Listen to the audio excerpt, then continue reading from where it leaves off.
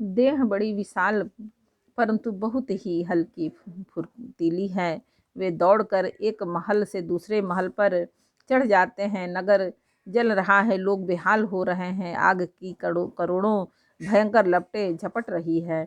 हाय बप्पा, हाय मैया, इस अवसर पर हमें कौन बचावेगा? चारों ओर यही पुकार सुनाई पड़ रही है।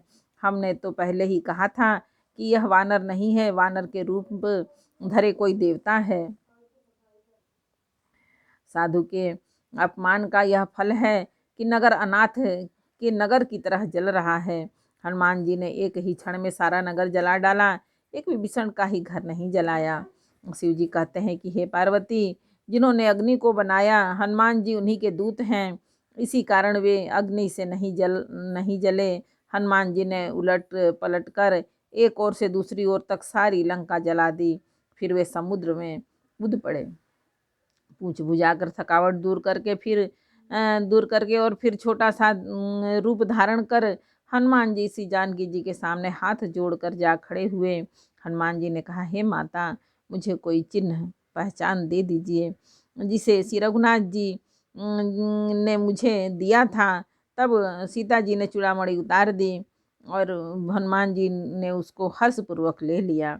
जानकी जी ने कहा, हे तात, मेरा प्रणाम निवेदन करना और इस प्रकार कहना, हे प्रभु, यद्यपि आप सब प्रकार से पूर्ण काम हैं, आपको किसी भी प्रकार की कामना नहीं है, तथापि दीनों दुखियों पर दया करना आपका विरध है और मैं दीन हूँ। अतः उस विरध को याद करके हे नाथ, मेरे भारी संकट को दूर कीजिए। हे तात, इंद्रपुत्र जयंत की कथा सुनाना और प्रभु को उनके बाण का प्रताप समझाना, स्मरण कराना। यदि महीने भर में नाथ ना आए तो फिर मुझे जीती ना पाएंगे। हे हनुमान, कहो मैं किस प्रकार प्राण रखूं? हे तात, तुम भी अब जाने को कह रहे हो। तुमको देखकर छाती ठंडी हुई थी।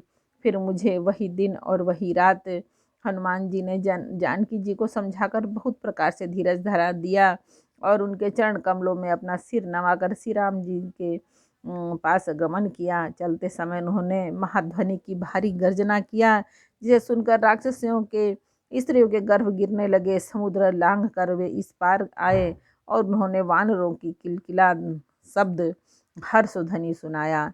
हनुमान जी को देखकर सब हर्षित हो गए। तब वानरों ने अपना नया जन्म समझा और श्री हनुमान जी का मुख प्रसन्न है, शरीर में तेज विराजमान है, जिससे उन्होंने समझ लिया कि श्री रामचंद्र जी का कार्य कर आए हैं। तब हनुमान जी से मिलने और बहुत ही सुखी हुए तब हनुमान जी से मिले और बहुत ही सुखी हुए, जैसे तड़पती हुई मछली को जल मिल गया हो।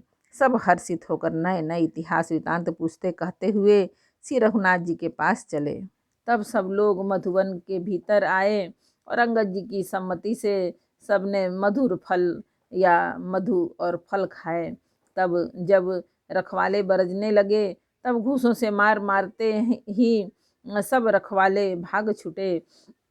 उन सब ने जाकर पुकारा कि युवराज अंगद वन उजाड़ रहे हैं। तब सुनकर सुग्रीव हर्षित हुए कि वानर प्रभु का कार्य कर आए हैं। यदि सीता जी की खबर ना आ पाई होती तो क्या वे मधुवन के फल खा सकते थे? इस प्रकार राजा सुग्रीव मन में विचार कर ही रहे थे कि समाज सहित वानर आ गए। उस सबने आकर सुग्रीव के चरणों में सिर नवाया। कपिराज सुग्रीव सभी से बड़े प्रेम के साथ मिले। उन्होंने कुशल पूछी। तब वानरों ने उत्तर दिया, आपके चरणों के दर्शन से सब कुशल है। श्री राम जी की कृपा से विशेष कार्य हुआ, कार्य में विशेष सफलता हुई है। हे नाथ, हनुमान ने ही सब कार्य किया और सब वानरों के प्राण बचा लिए। यह सुनकर सुग्रीव जी हनुमान जी से फिर मिले और सब वानर समेत श्री रघुनाथ जी के पास चले। श्री रामचंद्र जी ने जब वानरों को कार्य किए हुए आते देखा, तब उसके मन में विशेष हर्ष हुआ। दोनों भाई स्फटिक शिला पर बैठे थे। तब वानर जाकर उनके चरणों पर गिर पड़े। दया की राशि श्री रघुनाथ जी सबसे प्रेम सहित गले लगकर मिले और कुशल पूछी। वानरों ने कहा, हे नाथ, आपके चरण कमलों के दर्शन पाने से अब कुशल है। जामवान ने कहा, हे रघुनाथ जी सुनिए, हे नाथ, जिस पर आप दया करते हैं उसे सदा कल्याण और निरंतर कुशल है। देवता, मनुष्य और मुनि सभी उस पर प्रसन्न रहते हैं। वही विजयी है, वही विनयी है और वही गुणों का समुद्र बन जाता है। उसी का सुंदर यश तीनों लोकों में प्रकाशित होता है। प्रभु की कृपा से सब कार्य हुआ।